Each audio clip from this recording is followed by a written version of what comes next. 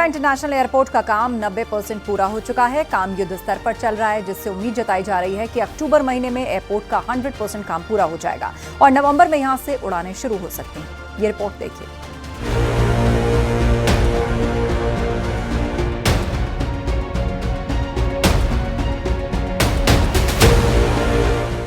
Noida international airport, जहां से पहली फ्लाइट के टेक ऑफ का इंतजार बेसब्री से हो रहा है।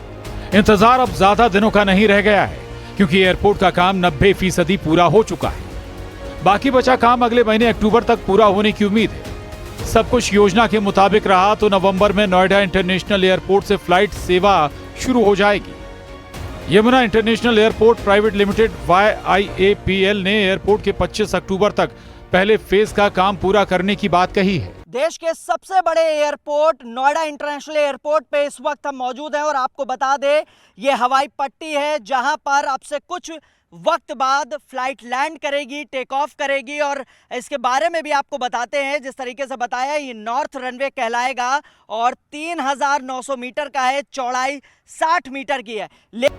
एयरपोर्ट में फिनिशिंग और डीप क्लीनिंग का काम तेजी से चल रहा है। Forecourt area, check in area, security hold area, boarding gate area और डिपॉर्चर फ्लो 20 अक्टूबर तक पूरे करने की डेडलाइन तय की गई है। बस अराइवल डिपॉर्चर का काम 100% पूरा हो चुका है। पैसेंजर बोर्डिंग ब्रिज का काम भी सितंबर महीने में पूरा करने का लक्ष्य रखा गया है। एयरपोर्ट में फायर स्टेशन और एयरलाइन ऑफिस का काम पूरा हो गया है। कार पार्किंग एरिया 25 अक्टूबर तक पूरा हो सकता है। एयरपोर्ट से कनेक्ट होने वाली अराइवल डिपॉर्चर रोड के 100 मीटर हिस्से को बनाने का काम भी तेजी से चल रहा है। कार्गो टर्मिनल का काम 100% पूरा किया गया है।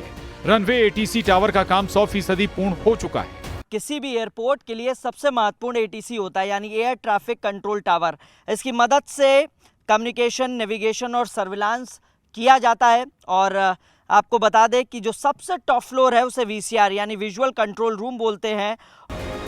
एयरपोर्ट के शुरू होने से दिल्ली NCR के लोगों को बड़ी राहत मिल जाएगी।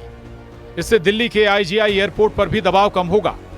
नोएडा इंटरनेशनल एयरपोर्ट 6 रनवे के साथ देश का सबसे बड़ा अंतर्राष्ट्रीय हवाई अड्डा होगा।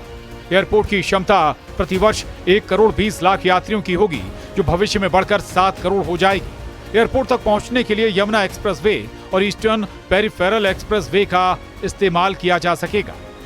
एयरपोर्ट से दिल्ली, नोएडा, ग्रेटर नोएडा और दूसरे शहरों के लिए सीधी कनेक्टिविटी होगी। एयरपोर्ट पर यात्रियों के लिए कई सुविधाएं होंगी, जैसे कि check in area, security hold area, boarding gate area और कार पार्किंग एरिया। 7 मंजिला ATC टावर की ऊंचाई 30 मीटर है। इसका संचालन एयरपोर्ट अथॉरिटी ऑफ इंडिया करेगी। ATC टावर के विजुअल कंट्रोल रूम से एयरक्राफ्ट के मूवमेंट पर नजर रखी जाएगी।